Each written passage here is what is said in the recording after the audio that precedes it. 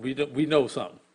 You can find our shows on Facebook at BCSN Sports Wrap, YouTube at MyJBN Online, and everywhere you listen to podcasts like Anchor, Spotify, Google, and Apple Podcasts. You can also find the show on the Jericho Broadcast Network's app.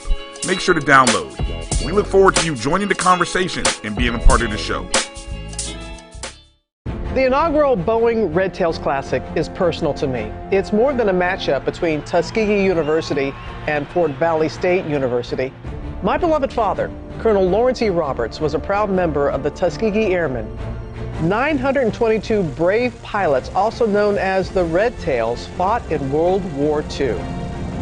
The Boeing Red Tails Classic is more than a celebration of HBCUs. It's a reminder of the Tuskegee Airmen's valor and sacrifice, the first class of black fighter pilots who trained at Tuskegee Institute in Alabama during the height of Jim Crow, fighting for America, while in many ways America fought right back against them.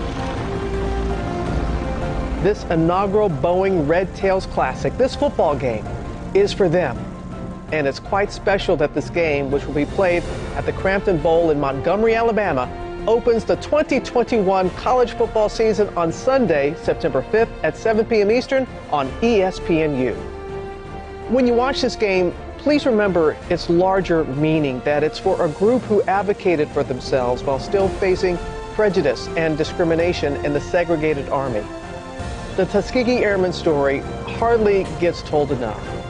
I, proud daughter of a Tuskegee Airman, join others who champion their legacy and how they influence generations of black cultural and political leaders.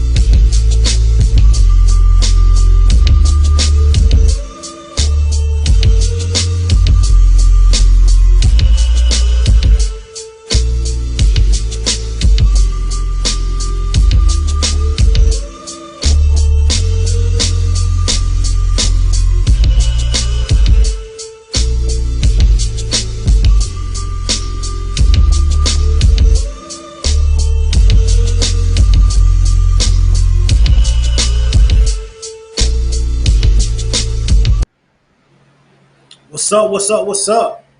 Hey, the wait is finally over. It's your boy BJ Jones, man. The HBCU Sports Lounge, man. Sorry for the delay. Had a couple of technical difficulties, but we're here. And E. Jones brought us in. Quiet Storm Hour. What an appropriate song to start us off with, because this is a rainy night in Georgia. Yeah, man, got a couple of storms coming through the ATL, man. But we're going to have fun tonight. This is the abbreviated version. We're only going 1 hour tonight. You'll get us for 2 hours after this. But this is basically an introduction show. We got a big game to talk about between North Carolina Central and Alcorn State. We're going to talk about that. And just kind of talk about the season that's ahead of us, man. The preseason picks in the Southwestern Athletic Conference, the MEAC, the CIAA, as well as the SIAC. And talk about a couple of teams that might be sneaking around the chicken coop. All right, some teams that's a little bit slept on. Arkansas Pine Bluff. But yeah, man, glad to have you guys here. We're going to have a little fun. I got my boy A.D. Drew with me tonight as my co-pilot. And we're going to have a little bit of fun with it. So let's jump right into it. This weekend here in Atlanta, we have the MEAC SWAC Challenge between Alcorn State and North Carolina Central. Now, both of these teams elected not to play during the spring. So it has been 2 years since they've been on the field. I expect to see a rough-looking football game for about a quarter and a half. Just because of the rust. Anytime you don't do this for 2 years, there's going to be a degree of rust. So if you're coming out and you're tuning in, hopefully you're tuning in. You're watching me, so hopefully you're tuning in. Support all HBCUs. But I expect a sloppy football game for about a quarter and a half. And I think that benefits North Carolina Central because I think Alcorn is the better football team, if we're being honest. But I think, as things settle down a little bit, I think Alcorn pulls away. But we're gonna delve into this matchup tonight. Also, this weekend, you got the Classic up in Columbus. That's going to feature Central State. They're going to Columbus to play in the shoe, the old horseshoe up at Ohio State. We're going to talk about that matchup. Oddly, this matchup will be played again. This one is actually a non-conference matchup, even though it's featuring two SIAC opponents. This won't be counted in the SIAC standings, which is a little bit odd. We'll talk about, kind of the odd way the SIAC kind of does things. So these teams will see each other again, and the second time it will count as a SIAC conference game. So, yeah, man, weird happenings, weird stuff going on in the SIAC. Let's see if I can get my man AD Drew in here to get a couple of takes from him. He helping me out tonight, man. Shout out to AD Drew, man. He is in the mix. He's on the ones and twos tonight. If you're watching via SWAC Sports Central, make sure that you share this, man. Tell your friends, man. Your boy is back, man. Your boy BJ Jones, he's back. You've been asking for me. I'm back, man, and here we go, man. It's the season. It's time to go. It's time to roll. We've pretty much gotten through the dog days of summer, and now it's all football, man. It's time to do this. Hey, D. Drew, what's up? What's going on, BJ? Man, how you feeling tonight? I had to throw a hat on my head, man. I need a haircut. Oh, man, you see what I got going over here, man. I need a hat. Luckily, I got Luckily, man, I got an appointment with my man Gerald this weekend. He gonna fix all this up, and I can go back to looking like BJ. But man, how you feeling about this matchup this weekend? Before we get deep into it next segment. I think you hit it on the head. These two teams haven't played in 20 months now. Yeah, it's going to be sloppy to start with. I'm thinking, honestly, that you say defense is usually ahead of offense at this time of the year. I think the offense is going to be slightly ahead of the defense because the defense they don't hit anymore like when you play ball in practice. Yeah. Which means, have they really gotten into the tackling drills like you need to for a week 0 game? So I think you're going to see some broken tackles, some open field, and hopefully their second or third and fourth defender will come and swarm. Because if it's a one-on-ones, I think we're going to get a lot of big plays off of that. And it's interesting that you say that. Tackling is usually bad within the first couple of weeks of a normal season. The way that practice is constructed now, you don't get the full pad days that you used to get back in the day. Tackling is poor the first couple of weeks. Another thing that I'm going to be looking at is play on the offensive line and the defensive line. As far as the skill positions, you have 7-on-7. You have some things that kind of simulate what you'll be doing. But as an offensive line or defensive line, there's not a lot that you can do to simulate gameplay.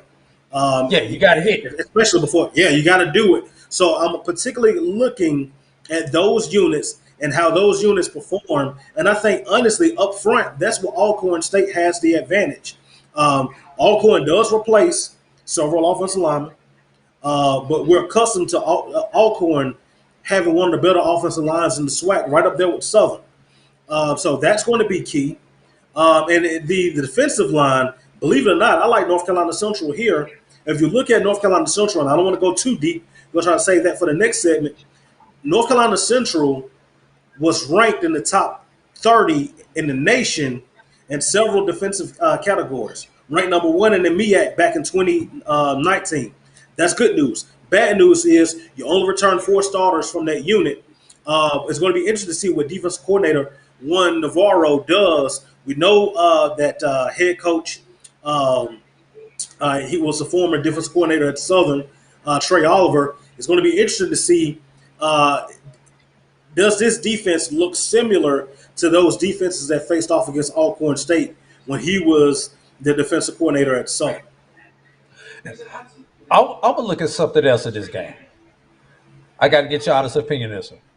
Over under in burn timeouts in the first quarter. I'm gonna go two. I'm gonna go One for two. each team. Yeah, one for each team. Okay. Now, how many false starts, either false starts or offside penalties, do you think we'll have in the first quarter? Oh, I think you get about four. You get about four. Yeah, yeah. And see, that's what I'm looking at.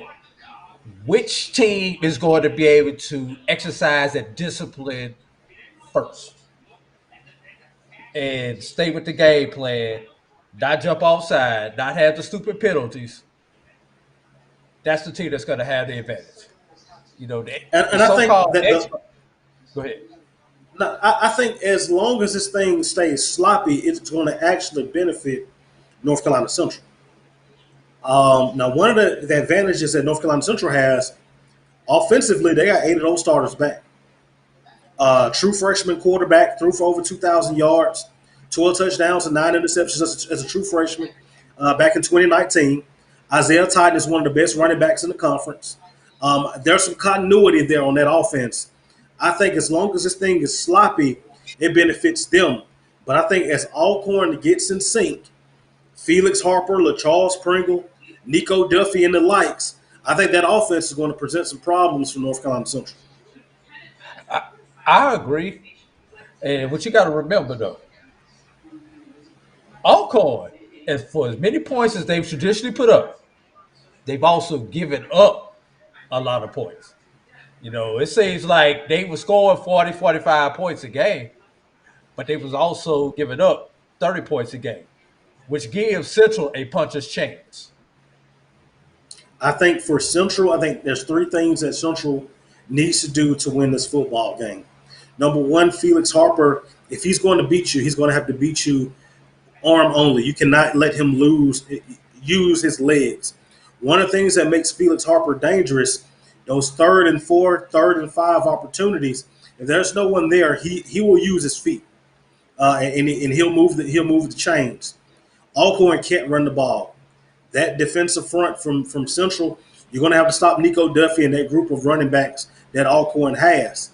And Central can't turn the ball over.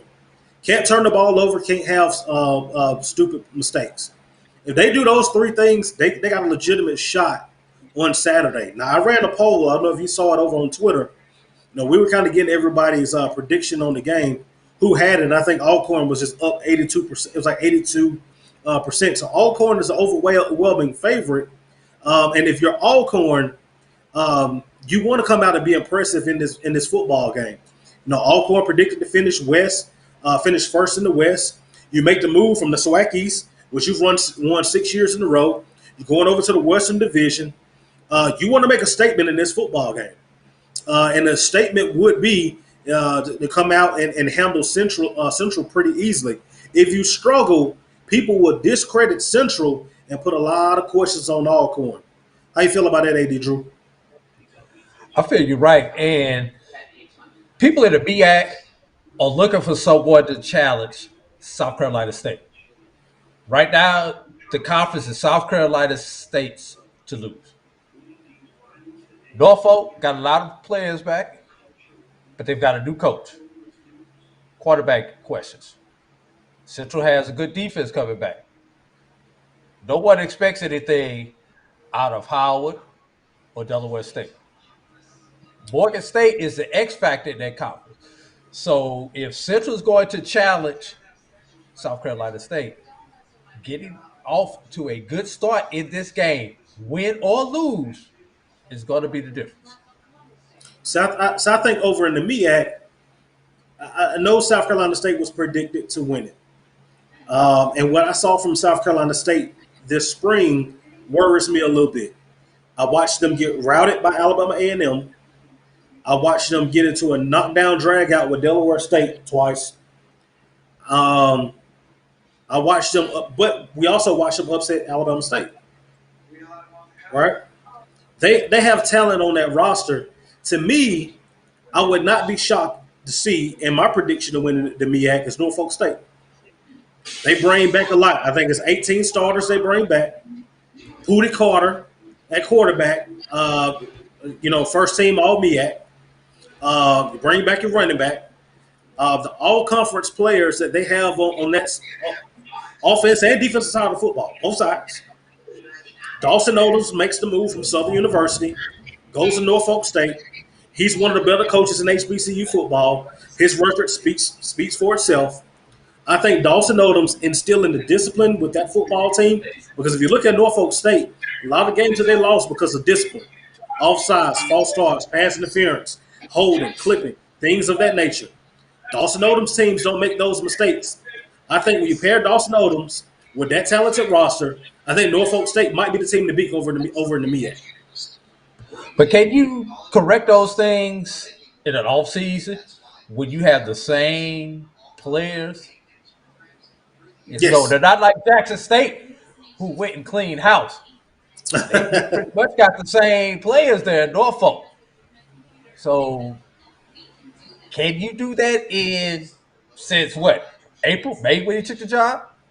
It's not like you had a normal off season when you had spring practice and recruiting cycle and everything else. You took that job in May. Come May, you got almost take what's left over. I'm just saying. I know. I think at the beginning of the season, I think you might see those old mistakes rear their ugly head. But I think towards mid-season and the end of the season, you're going to see a disciplined football team that didn't make the mistakes that they made early on in the season. And that's going to pay dividends because they got South Carolina State late. Yeah. And one other thing about the MEAC while we're on it, and this is something that me and my partner Brian talk about on our sports rap show. What do you think about the fact that in the MEAC conference, you play 5 conference games? That means you're playing 6 non-conference games. So technically your schedule is more weighted towards non-conference than conference. Just your feelings on that. I think one of the things, and we've seen the Big South do this recently. You're seeing some other conferences having to do this. The advantage of this is your schedule can go the way that you want it to go. And for the MEAC teams, you can schedule yourself into the FCS playoffs. That's the biggest advantage. You can schedule your way. State has a schedule to do that. Yes, you can schedule your way into the FCS playoffs, and if you go out and you're successful as a conference because you have 6 opportunities, you're helping your conference's strength and the perception of your conference. Remember, everybody had all the jokes and all the smoke for the MEAC when it was announced that FAMU, Bethune-Cookman was leaving and North Carolina A&T was leaving. Everybody had all the jokes. The MEAC can right the ship if they go out and they handle business in these non-conference games. If you could go 500 or better in these non-conference games, and I'm looking at the schedule, it ain't a lot of Virginia Lynchburg in there. It ain't a lot of Edward Waters in there. You get some Robert Morrises. You get some Richmonds. You get some you get a couple of football teams. So they have an opportunity to change the perception that we have on the MEAC right now. And I'm going to be honest, the perception that they have of what's left, it ain't great. But the good thing about it is they can play themselves out of it depending on how they play the non-conference. Okay. I agree. But I don't think any team in the MEAC has a schedule strong enough to get them into the FCS playoffs, assuming South Carolina State is the representative in the Central Bowl. I don't know. I look at the schedule for Morgan and Norfolk. So in second place, Morgan, you think could get into the playoffs with their schedule? if they can pull off if they can pull off Because remember, we finishing talked second about a second place, place team. if they can go 8-3 with that schedule and win some games that matter, yeah, And the one loss be in to the champion in the MEAC. yeah, So that gives you yeah, two out of conference. yeah. You can get one. You can get one. We shall see. But it I all personally depends on don't everybody see. else too. Yeah, it all depends on everybody else too, and that's the thing that we talk about. Conference wins help you. Non-conference wins help your conference. So, and not only would they have to step out of conference and win, you need for everyone else to go out and compete well. You get that to Right. happen. I've seen some strange things happen. I've seen some strange things happen. All right. We gonna see. We gonna see. All right, man. We're getting ready to take it to the break, man. On the other side, we're gonna talk about, man, inside the HBCU Sports Lounge and what you guys can expect in this next segment moving forward. What is the HBCU Sports Lounge? Kind of what we're gonna do. We're about to go to break, and I'll holler at you on the other side. Let's get back to strolling instead of scrolling. Before we can safely come together, we need the facts on COVID-19 vaccines. Visit getvaccineanswers.org so you can make an informed decision for yourself and for your fam. Football bands, and one of the best fan experiences in the country. The Cricket BX SWAC Challenge kickoff returns to Atlanta on August 28th, along with special guests, College Game Day. Then Alcorn State takes on North Carolina Central with conference bragging rights on the line. Center Park Stadium is the place to be on August 28th. Come tailgate all day before enjoying a primetime matchup on the gridiron. You don't want to miss this. Check out MEACSWACChallenge.com for more information. It's the show where we take you inside the game before the game begins. It's the pregame.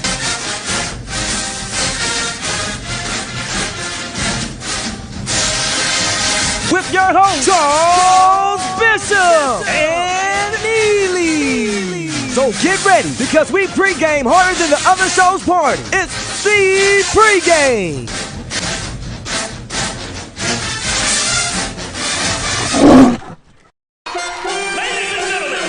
It's showtime! Get ready for Cracker Barrel National Battle of the Bands! Presented by Pepsi Zero Sugar. Sunday, August 29th, 4 o'clock, NRG Stadium in Houston. Featuring the hottest HBCU marching bands. Southern University, Langston University, Tennessee State, Norfolk State, North Carolina A&T State, Texas Southern, Bethune-Cookman, and Jackson State. Don't miss the battle on the field and the stands with scholarships. Over $500,000 in counting for our HBCUs. It's an HBCU experience you don't want to miss. With a weekend of activities with the Cracker Barrel Step and Stroll, Pepsi Zero Sugar Emerging Experience, Esports Masterclass and Gaming Tournament, and the free Pepsi Zero Sugar College and Health Fair. Tickets start at just $15. Get them right now at nationalbattleofthebands.com. It's the Cracker Barrel National Battle of the Bands. Sunday, August 29th, NRG Stadium, Houston. Gates open up at 2:30. Also sponsored by Cricket and HEB. NationalBattleOfTheBands.com. Get your tickets right now. Support the Black College Sports Network so we can continue to provide you coverage. Go to myjbn.com/support and be a part of the Black College Sports Tell everybody Network. they can follow their dreams.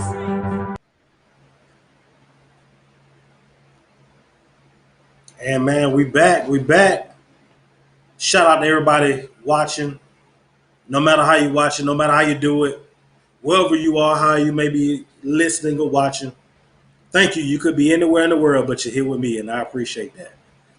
So in the sports lounge, man, like I said, from here on out, we're going 2 hours.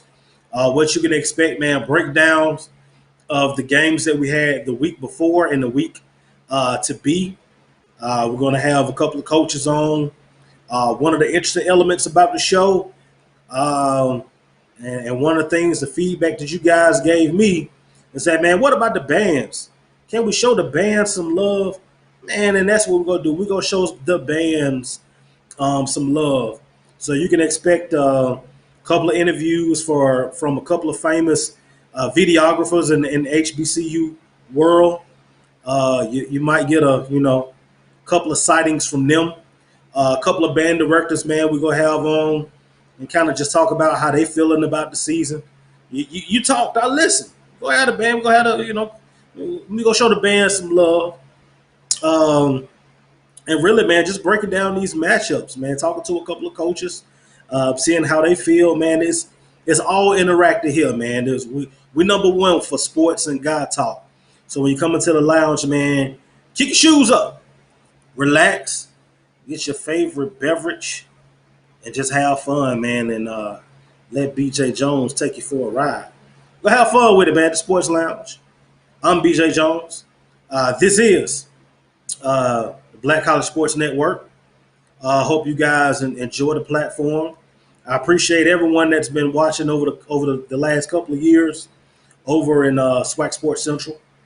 Shout out to everybody there. But this is a new platform.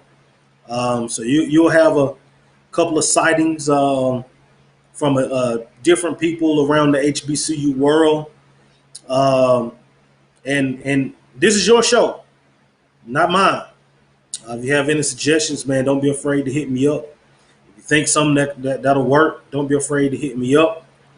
I'm pretty open and honest, and I try to give the people what they want.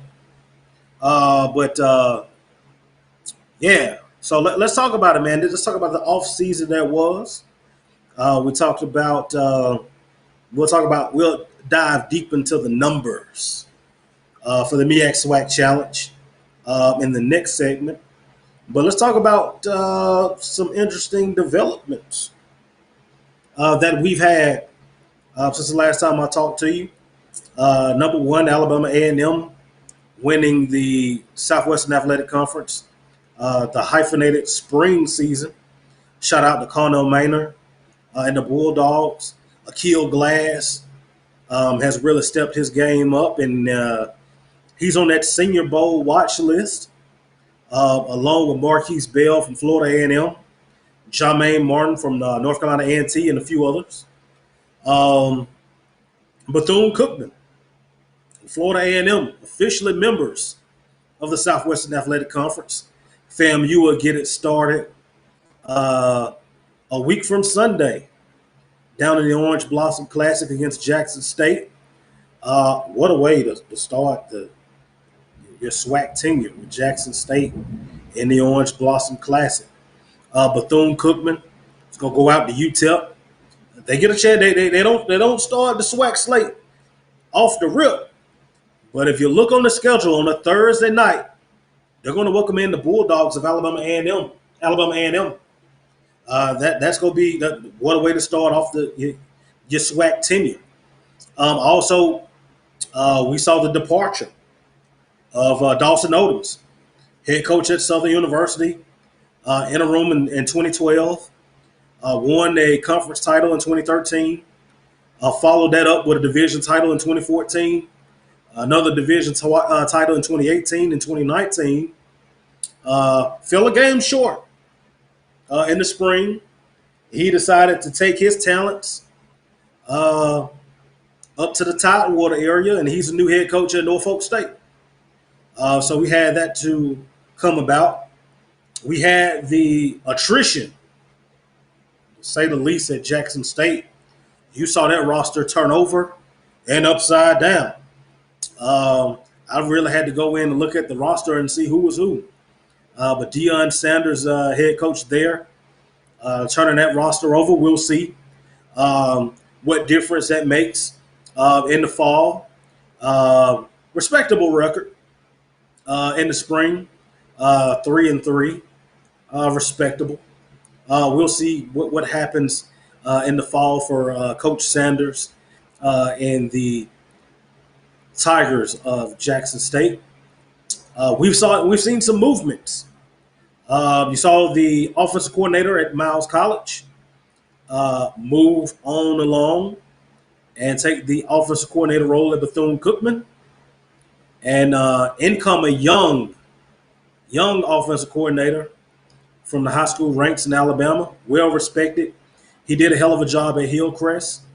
He's taking over as the offensive coordinator at Miles College. Speaking of Miles College, they're going to start the 2021 season 2 SWAC opponents. 2. back-to-back.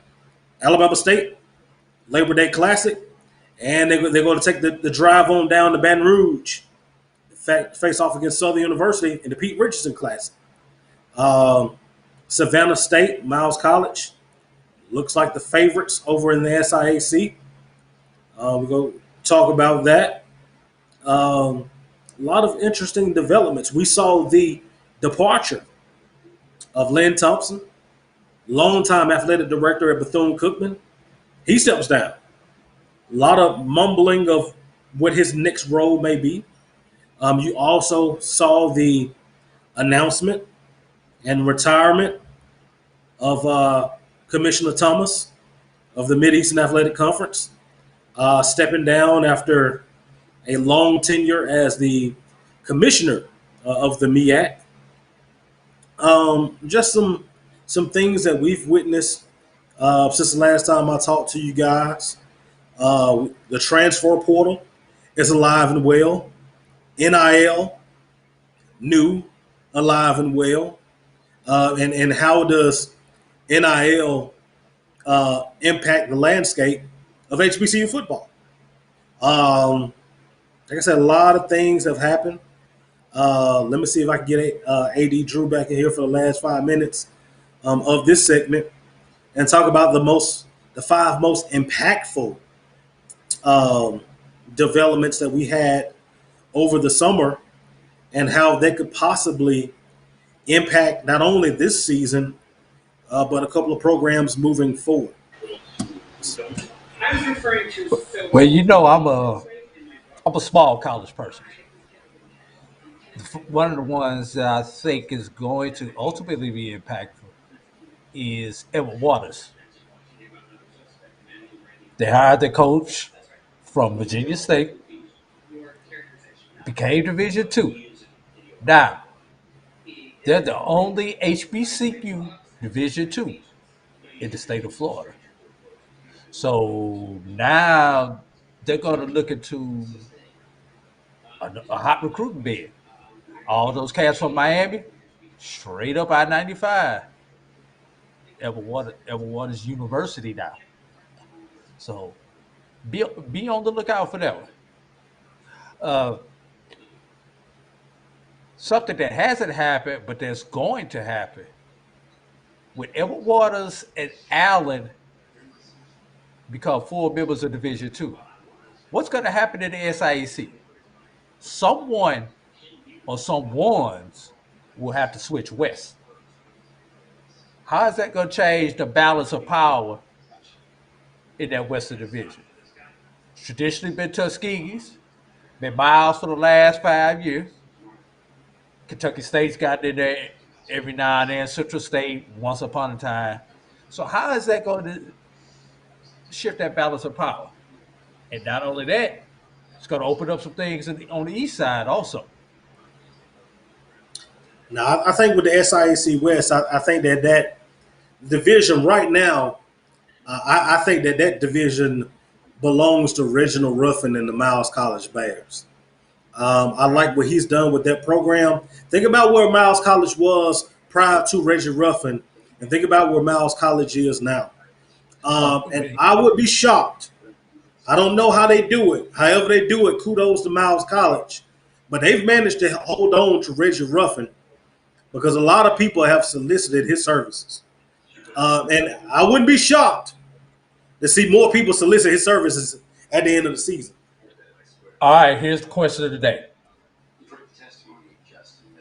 Labor Day Classic, Montgomery, Alabama. Already know what you're about to say.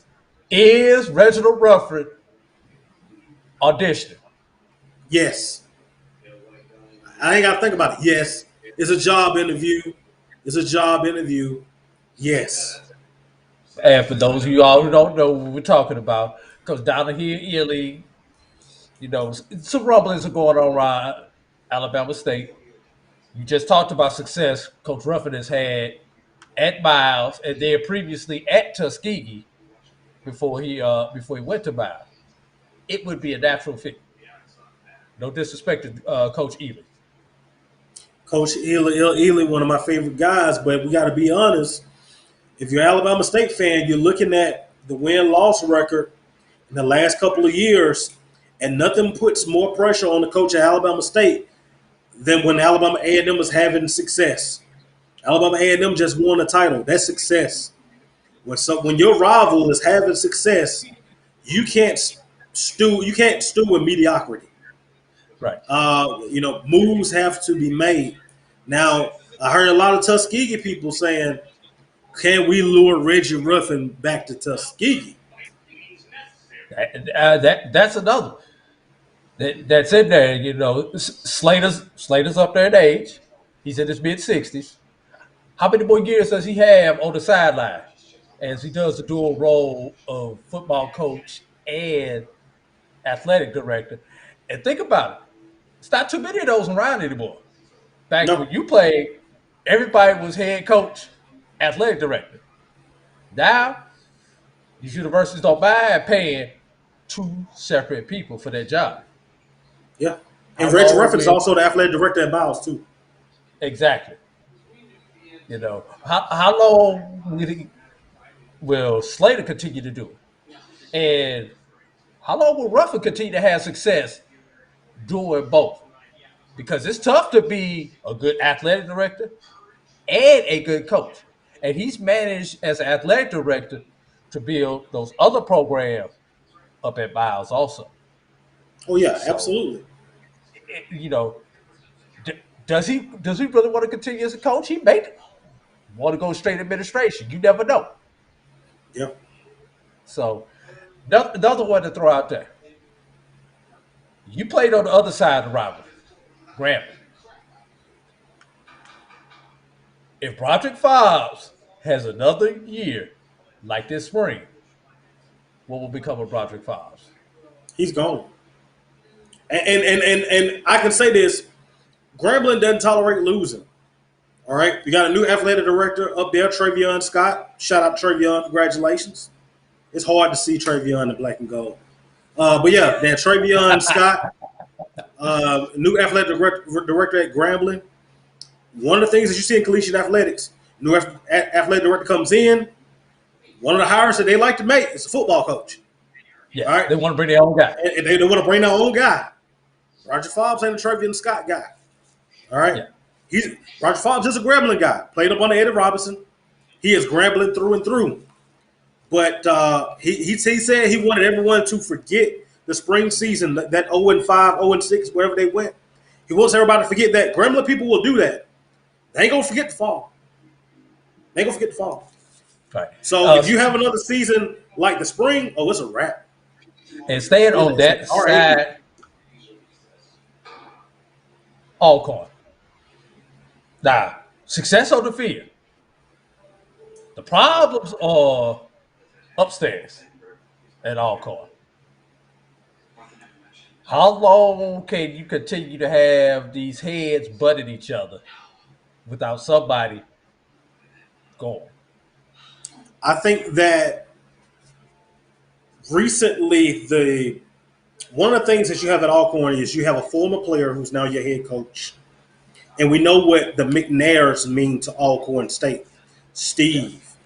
You got two McNairs on the team right now. Tim and Fred Alcorn. The McNair family have pretty much dedicated themselves to Alcorn State University. That dedication is being tested right now. Make no mistakes about it. That dedication is being tested right now. And I don't know how long AD and head coach can coexist with each other.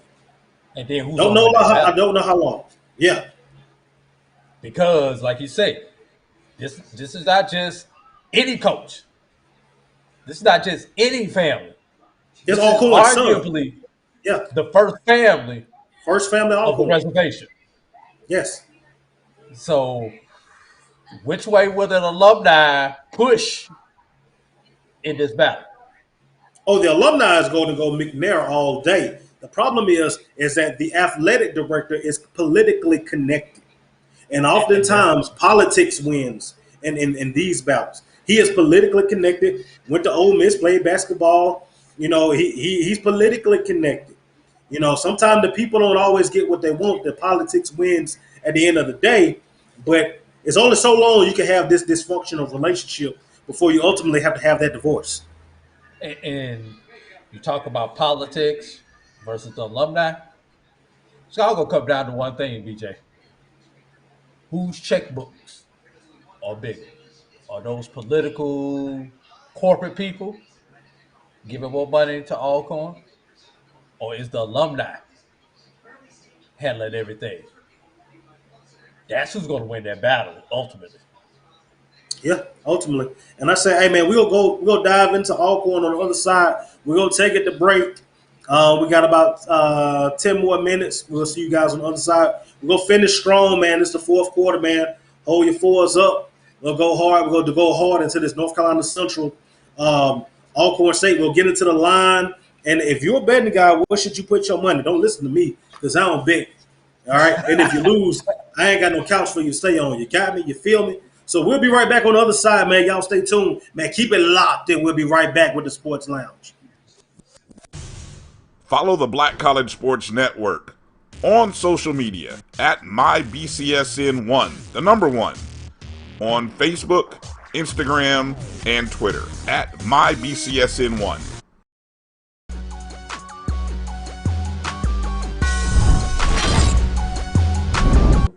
Alabama State to face Howard. It'll be interesting to see how the fan mix works. You know, how Howard's fan base responds, because has Howard been in a SWAC MEAC challenge? So I thought it was initially kind of good to introduce the northeast part of the MEAC to the SWAC. Yeah, Howard claims to have a homecoming. They claim to have kind of a tailgate. I want to see what that looks like. Can they travel to Atlanta? I just want to say, I haven't seen much of a Howard. I've been to a Howard homecoming. I've been to Howard tailgate. I'm sorry, Howard fans. Let me repeat. It's nothing to brag on.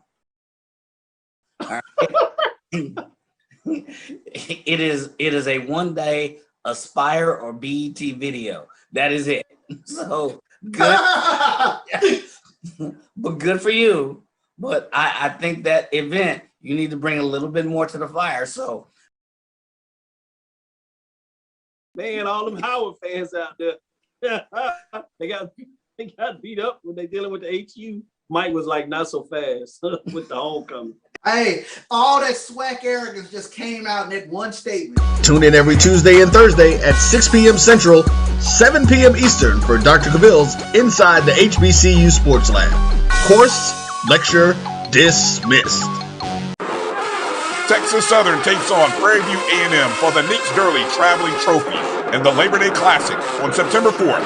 Tickets available online at tsusports.com/LBC tickets.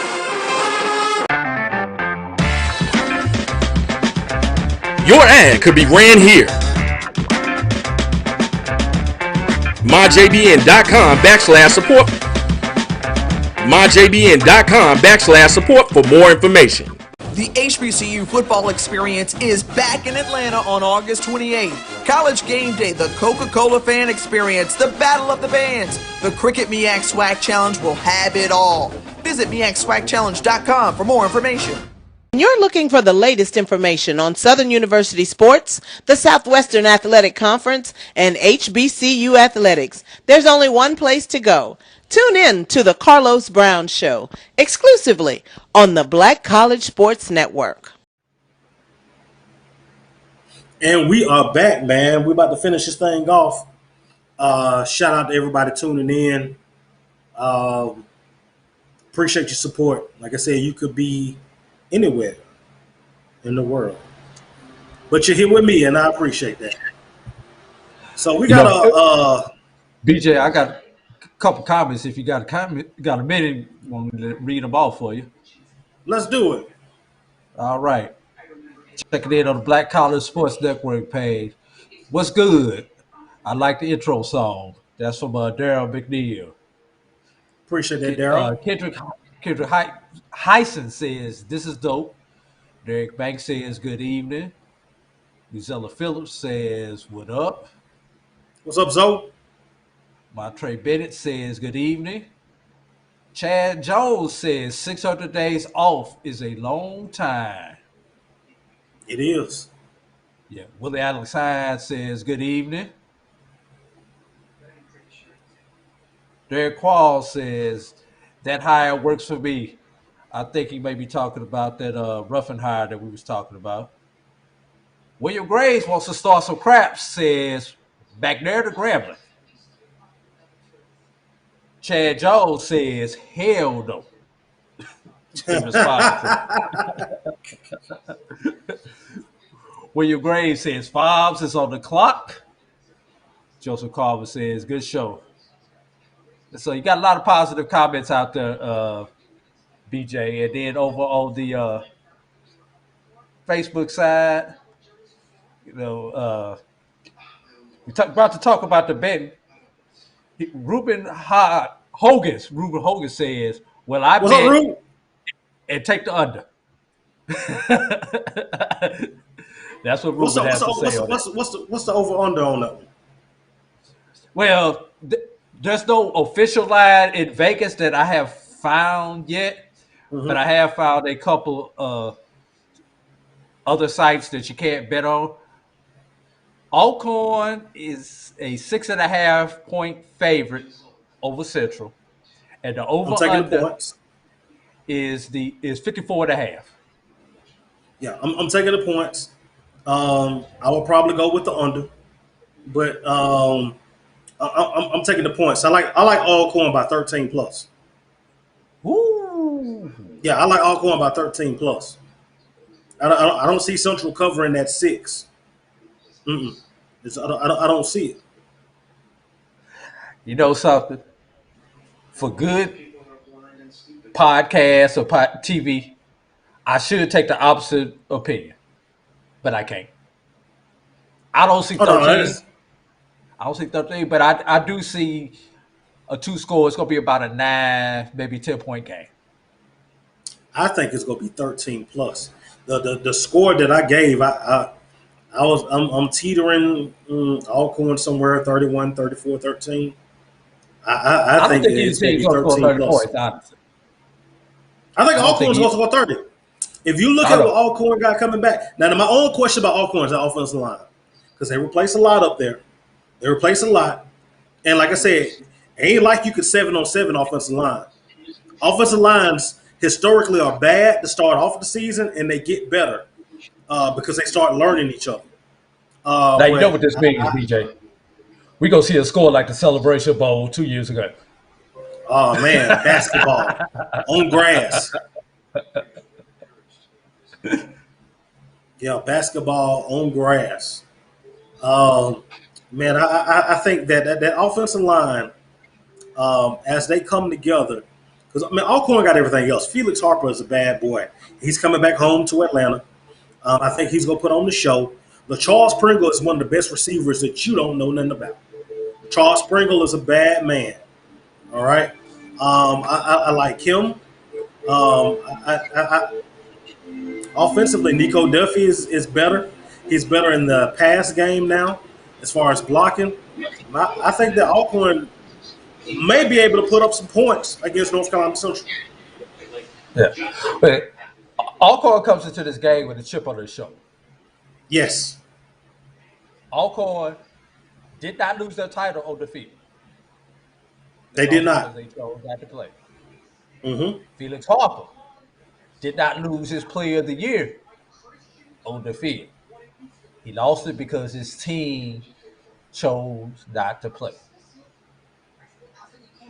Alcorn can't even defend their division championship because they moved them to a new division. So they've got a big chip on their shoulder. Let's hope they don't come in too hyped up trying to prove everybody wrong. And they just come in and play that game. I think the young man that people may be slipping on in this football game is Isaiah Totten. He seems like he's been in North Carolina Central forever. He's been the starter at running back since his true freshman year. He has over 2,000 yards rushing in his career. I think he's 6th or 7th all time in North Carolina Central history. Running the football, he's back, he's healthy. If he can have a big game and take some pressure off the young quarterback, and they can control the clock, now we cook it with some grease and we talk about a horse of a different color. But that's a big if. That's a big if. Because Alcorn is usually stout defensive. That's the only way Central's going to win this game is to shorten the game with the run. They're going to have to get a turnover. If they don't get a pick six or a fumble six, they're going to have to turn Alcorn over deep in their own territory where they've got a short field. And the difference in this game is going to be special teams. We don't know what either one of these teams have right now, but it's going to come down to the special teams. And this is the boring part of football. Watch the punters.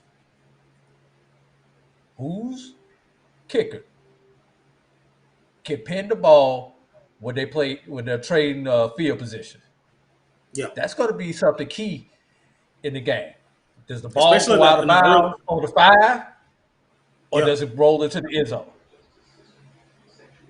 Just little things. And I think what you said was key, especially in the sloppy football game when you're going to have to depend on the punters. Which special teams is best, and who can prevent the big return? And that's also going to be key. Alcorn loses. They had a back Javian Morrison, who was a bad man in the return game. He ain't back there anymore. But what they do have, I think 16 may be back there returning punts. He's nice.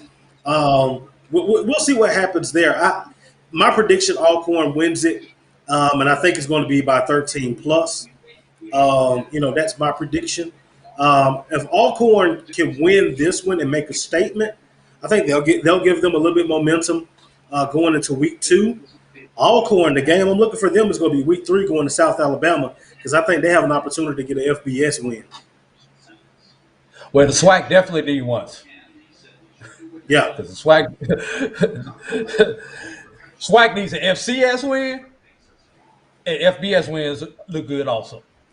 Because the SWAC has not done good when they face in the non-conference, non-HBCU competition.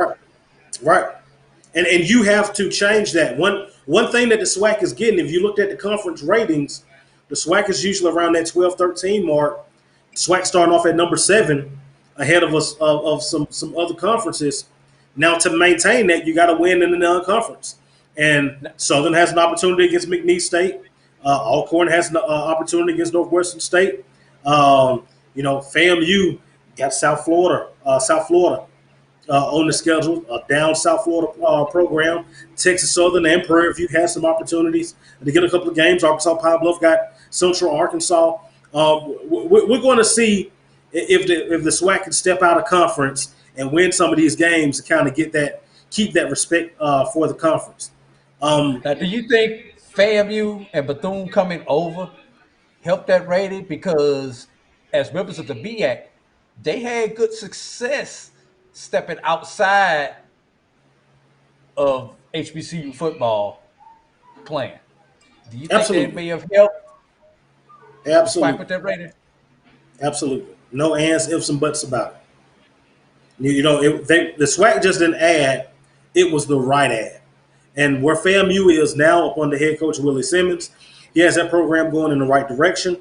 Bethune-Cookman, if you look at the success that they've had over the last decade, they were one of the better programs in the MEAC.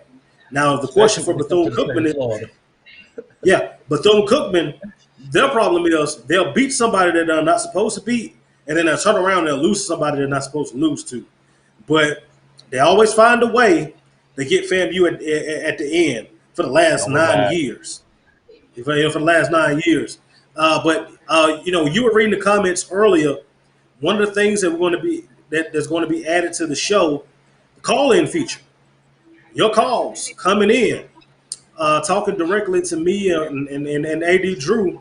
Your calls, you guys are going to like that. So be on the lookout, like I said, man, as we get this thing, the ball rolling, you're going to see more and more features. Make sure that you download the BCSN app Go ahead and like my show. AD Drew, you tell them how to do that. Yep, got Go, an alert go. there. Let me help you out with the plugs because I know you're new to the network. There First of there all, you you can go. find. First of all, that app that he's talking about is available on Google Play and the Apple App Store. Search My JBN or My BCSN. Download it, sign up. You can follow your favorite shows on that app. Anytime that we have a new show go out, you will get a ding on your phone. If you want that ding to come to you in other ways, follow us on YouTube, Facebook, Twitter, Instagram, all social media. On YouTube, we are at my JBN at the number one. That's my JBN and the number one. On all other social media, by BCSN and the number one. Look, I'm supposed to break it down for you, BJ. Tell your people you need to like, subscribe, and share. You know why I'm telling them that, BJ? Because as a network, we can't get the revenue that we need to keep this thing going unless they like, subscribe, and share. I know you want to Translation. support BJ. Translation. Don't you want to see me do good? Don't you Exactly. want to see me do good? If you want to support your boy, man, do exactly what he said, man. Make sure that you're logging in, man. Like, man, we need the revenue. You want to see us keep doing this on this platform, keep bringing it to you, man. We got to support the people that support you. So, man, make sure you come in. A couple of you guys have reached out about ads. We get your ads. We get your ads. I get you directed to the right people. Uh, and we can get the ads going, man, and make sure that we're going to get your business supported as well. So, man, all of it's coming, man. You do it right here. I told you guys you go like the new platform. It's here. Like I said, man, support your boy, man. Let's do it big. And one other thing. Tomorrow, for those of y'all who like to ride in your car or listen at work, Spotify, iHeart, Apple Podcast, all of the above. Search the BCSN Pod Zone. It has not only BJ's new show, has my show, the BCSN Sports Rap, Dice of the Round Table, Dr. Caville's Inside the Sports Lab, HBCU Sports Lab, Brave Talk with Charles Evans of the Alcorn State Network, the pregame show, Carlos Brown show. Basically, anything that you see on the Black College Sports Network, you can also listen to it on the BCSN Pod Zone in the audio version. So you've got two ways to do it. Hey, and man, before we get out of here, man, there's a couple of people that I wanted to shout out, man. I know it's been a long road to get here. Shout out to Keisha Kelly, who got me started with this almost 5-6 years ago. So shout out to her. Shout out to Carlos Brown, who actually was the first person, to give me a shot to do this regularly. Shout out to Stephen J. Gaither, Tali Carr, the boys at HBCU Game Day. Thank you for your support. The good doctor, Mike Prince, my big brother, man. He really taught me a lot, kept me up under his wing, man. Shout out to him. Shout out to my boy, man, Corey Watley Jones, man, Southern University. My brother, man, shout out to you, man. You the one told me to dream big and change the platform. So, man, without your forward thinking, man, I wouldn't be here today. So shout out to you. Definitely, man, shout out to my family, my loving wife, Ashley. Appreciate you. And appreciate, man, everyone, tuning in, helping. And shout out to the Petty Crew, Southern University. Love each and every one of you guys, man. We're going to keep pushing forward. And shout out to everyone that's helped pushing me in SWAC Sports Central, giving me that platform over the last 4 or 5 years. I really appreciate you guys. Shout out for Dr. Cavill for believing in me and bringing me along. Also with Roy and AD Drew. So, man, appreciate you guys, man. The best is yet to come. And we out of here, man. I'm holler at y'all next week.